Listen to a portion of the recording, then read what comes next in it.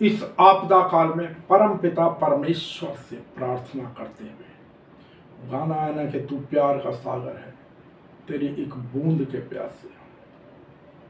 प्रभु रहम करें, कृपा करें इस मानव जीवन के ऊपर।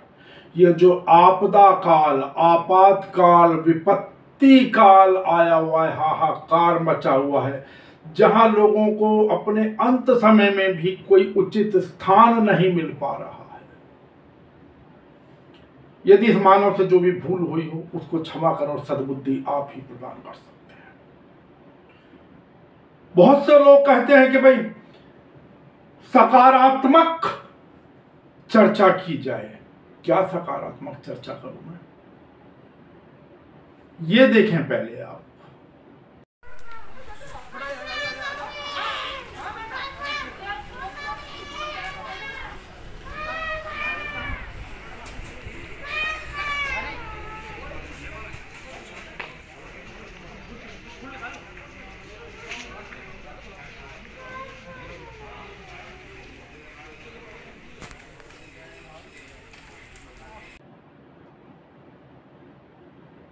ये छोटा सा बच्चा जिसकी मां चली गई, क्या कहूं, बिलबिला रहा है अपनी मां के लिए। देखा, हृदय विदारक चीख है इस बच्चे की।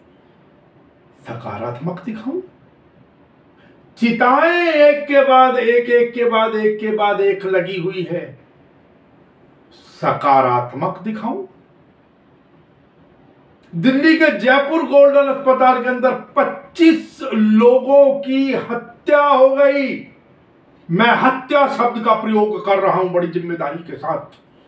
मरना होता तो वो अपने घर पर मर गए होते, किसी इलाज के होते होते मर गए होते, लेकिन ऑक्सीजन की कमी के कारण अगर उन्होंने प्राण त्यागे हैं तो इसको हत्या की दृष्टि में, हत्या के अंतर्गत नहीं आता तो क्या कहूं? इसको हत्या की दृष्टि से ना देखूं तो क्या कहूं?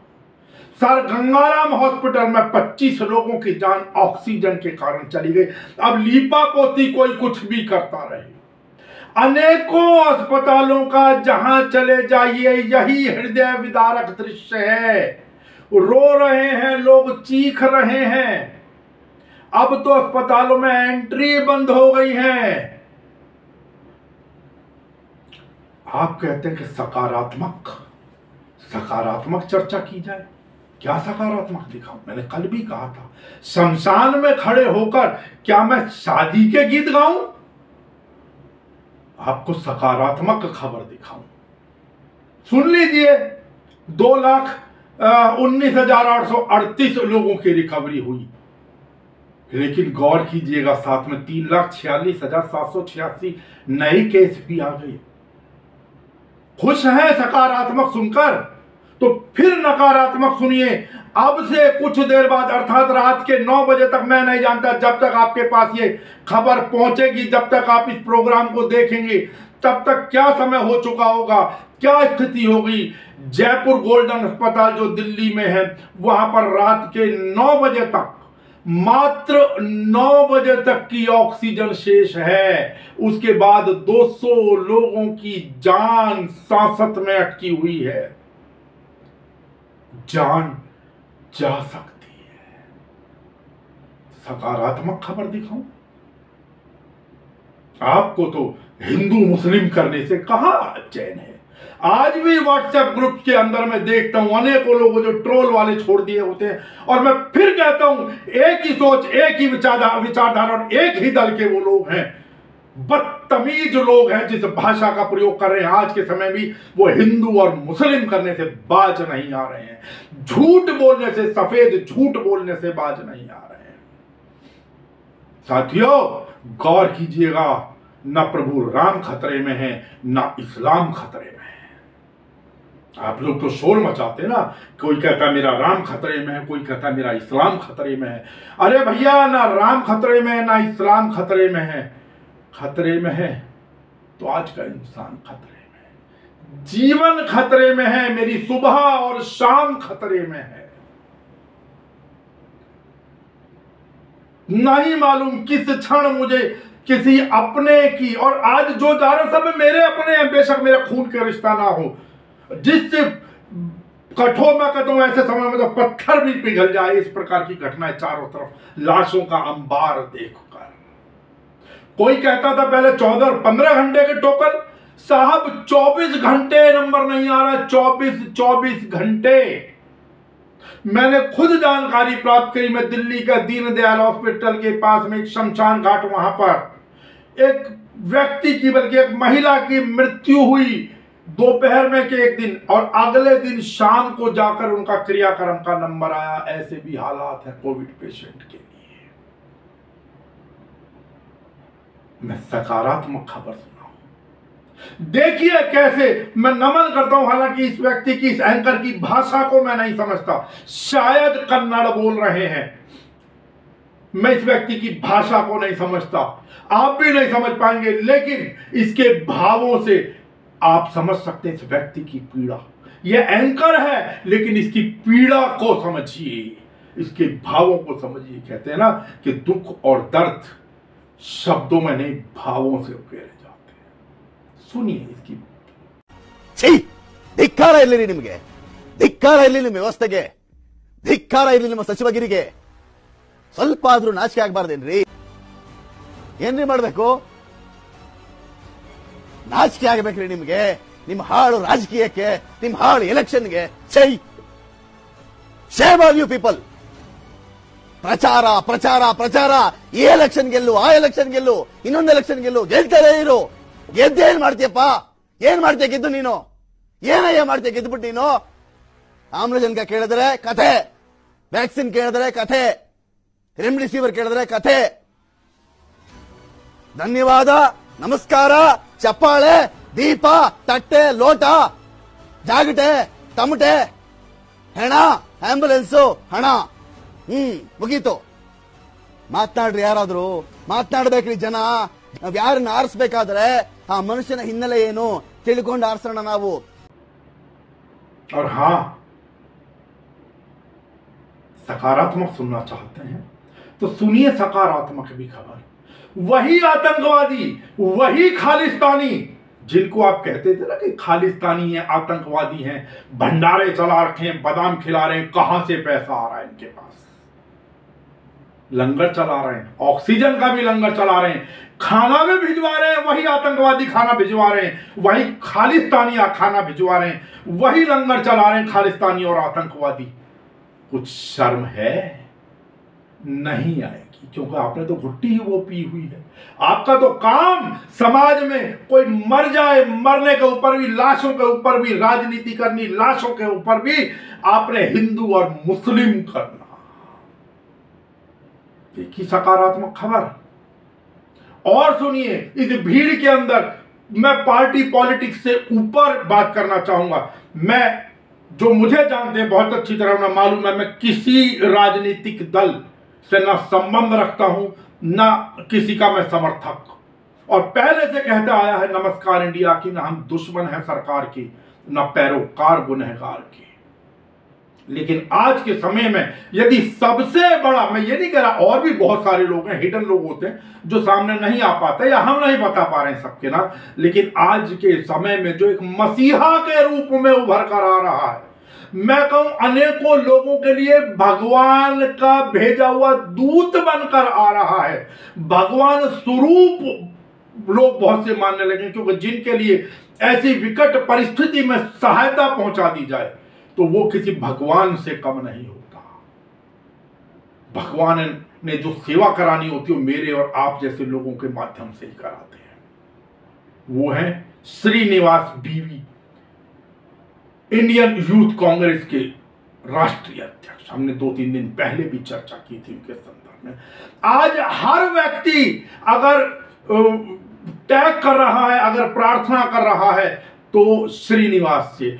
आज हर पत्रकार, मैंने अभी एक ट्विटर पर देखा, रूबी का लियाकत जैसी जो शायद एबीपी में पत्रकार हैं, अपने एक पुराने सहयोगी जी न्यूज के वाले, गौर कर लीजिएगा, उनके लिए अगर सहायता मांगती हैं तो वो सहायता भी कहीं ना कहीं आगे पहुंचती है श्रीनिवास के पास।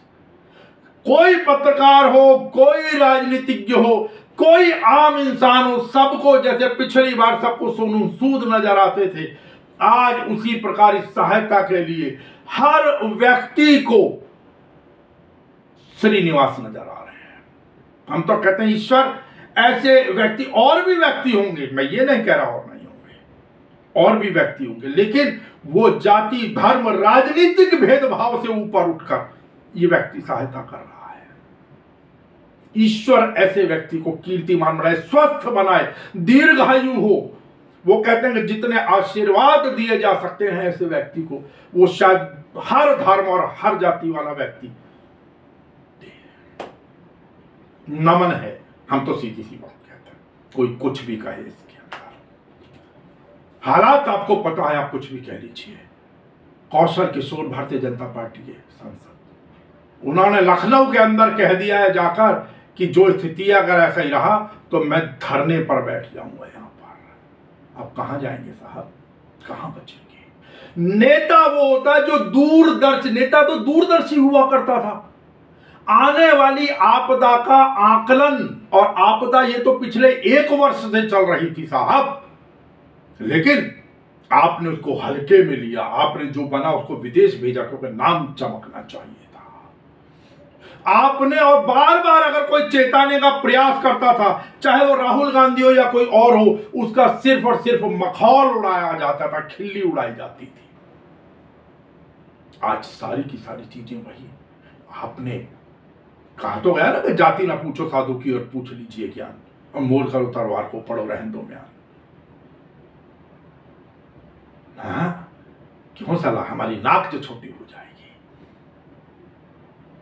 आज सब कुछ वही, कुछ विदेश कर दिया, ट्रांसफर कर दिया, क्या जरूरत है? तो बात यह कि जो नेता, जो आपने कर दिया वो कर दिया, उसको तो छोड़िए। अब क्या कह सकते हैं सिकंदर, अब आपा धापी, क्योंकि अब राजा पहले, प्यास से पहले, मौसम आने से पहले कुएं खुदवाए जाते थे, लेकिन अब अचानक आपदा आ गई, आग लग गई एकदम से, तो अब आप कुएं खोदने चले। जैसा होता है आजकल की सरकारों में, कई जगह हम भी देखते हैं, अभी कोई काम नहीं करेगा।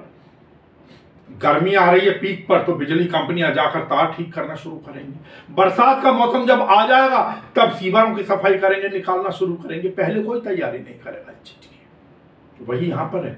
और हमारे तो साहब चुनाव में मगन थे, सबके सब लोग सब कुछ लुटा के होश में आए तो क्या हुआ? कौन जवाबदेह होगा जो इतने लोग, लाखों लोग जिनकी लीला समाप्त हो चुकी है? और गौर कीजिएगा, ये जो इतने लोग मर गए, आज वहां पर 25 लोग मर गए, 14 लोग मर गए, 70 लोग मर गए, इनको आंकड़ा नहीं मानिएगा, एक संख्या के रूप में नहीं लेकर चलिएगा।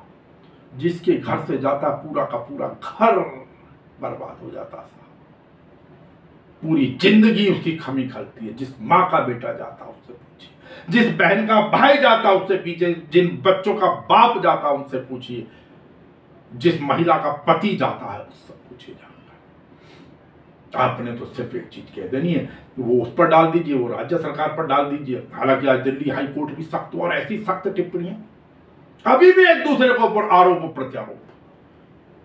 कोई किसानों के लिए, कोई कहता है दिल्ली सरकार ने क्या किया, योगी सरकार ने इतने बना दिया। भैया अभी डिजास्टर मैनेजमेंट एक्ट लगा हुआ है, और आप गौर कीजिएगा, जो 8 ऑक्सीजन के प्लांट बनने थे दिल्ली सरकार को, उसके लिए मात्र जगह उपलब्ध करानी थी। मैं दिल्ली सरकार का कोई प्रवक्ता नहीं हूं, ना ही कोई समर्थक हूं उसका, और वो उन्होंने कराई। लेकिन आपके ठेकेदार कहां हैं जिन्होंने बनाना था?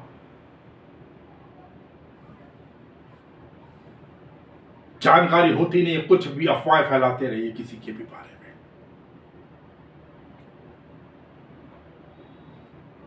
खैर, मैं चाहता बहुत सारी बातें करना था, लेकिन ऐसे क्या करेंगे, भाव भी अनेकों बातों, शब्द खोजे नहीं मिल रहे हैं इस समय। मैंने प्रार्थना की थी, मैंने अनेकों संगठनों से और मेरी सभी धार्मिक लोगों से प्रार्थना है। हालांकि बहुत से लोगों के आजकल वीडियो आ रहे हैं, मैं भी कोशिश करूंगा कि कार्यक्रम के अंत में एक लगाने का, कि वो जिस प्रकार की एक्सरसाइज बता रहे हैं वो करने से अगर कोई भी राहत मिल सकती है। मैं नहीं जानता, मैं कोई प्रामाणिकता की बात नहीं कर रहा हूं कि, लेकिन मिल सकती है तो कोई बुराई नहीं है उसके अंदर। मैं पहले भी कह रहा हूं, जो कालाबाजारी दवाइयों को देखिए, ऐसे में आपातकाल के अंदर हिंदुस्तान आप कहेंगे, लेकिन मेरे हिंदुस्तान के अंदर दिक्कत है, ये बेईमानी चरम पर है साहब। क्या कहेंगे ऐसे लोगों को? आज दवाइयां दुगने तिगने चौगुने दाम पर मिल रही हैं। कालाबाजारी हो गई है, आयुर्वेदिक दवाओं की कालाबाजारी हो गई है, एलोपैथी के, रेमडेसिविर के इंजेक्शन और फलाना ऑक्सीजन के। हालांकि बड़ी सारी संस्थाएं ये हैं कि जो उसका कहते हैं कि फ्री सेवा भी कर रहे हैं, लेकिन कुछ दवाइयां कालाबाजारी करने वाले लोग, यही मेरे देश के अंदर दिक्कत है। मैंने पहले भी उदाहरण दिया था, आज बस वालों को हड़ताल हो जाए, ऑटो वाले उसी दिन वसूलना शुरू कर देते हैं कई गुना। और जो गिनती के लोग होते हैं जो ईमानदारी से सेवा करना चाहते हैं, तो वो बेईमान लोग उसको पीटते हैं, उसकी गाड़ी तोड़ते हैं। वही स्थिति यहां पर है। और सरकार है कि आंख बंद कर कर बैठी है, काहे बकाहे जरूर छापे पड़ रहे हैं, लोग ला रहे हैं, डॉक्टर नर्स पकड़े जा रहे हैं, किस प्रकार बेईमानी कर रहे हैं वो मरीजों के साथ, किस प्रकार मरीज की जान से खिलवाड़ कर रहे हैं।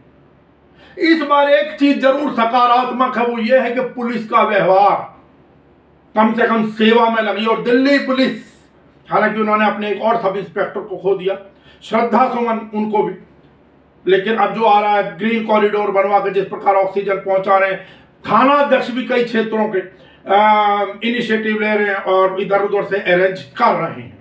नमन है आपकी सेवाओं को, अपने स्वास्थ्य का जरूर ध्यान रखते रहें आप लोग। दिल्ली पुलिस के लिए भी, समस्त पुलिस, जो भी वॉरियर्स है, जो भी डॉक्टर है, जो भी नर्सिस है, जो भी हेल्थ स्टाफ है, सभी की सेवाओं को नमन है।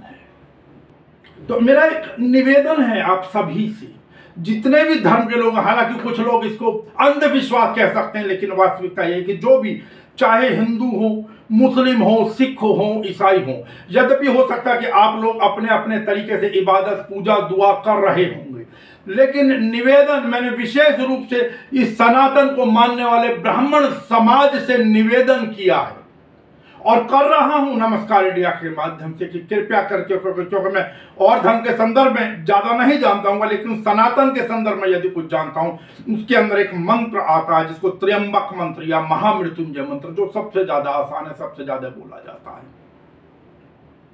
त्र्यंबकम यजामहे सौंदर्यम पुष्टिम वर्धनम उर्वारुकमिव बंधनान् मृत्योर्मुक्षीयमामृतात्। मेरा निवेदन, क्योंकि समाज सनातन के अंदर त्रिकाल संध्या बताया गया है, तो मेरा निवेदन आप लोगों से, यदि उस समय अनुसार भी ना कर पाए तो एक समय निश्चित करें।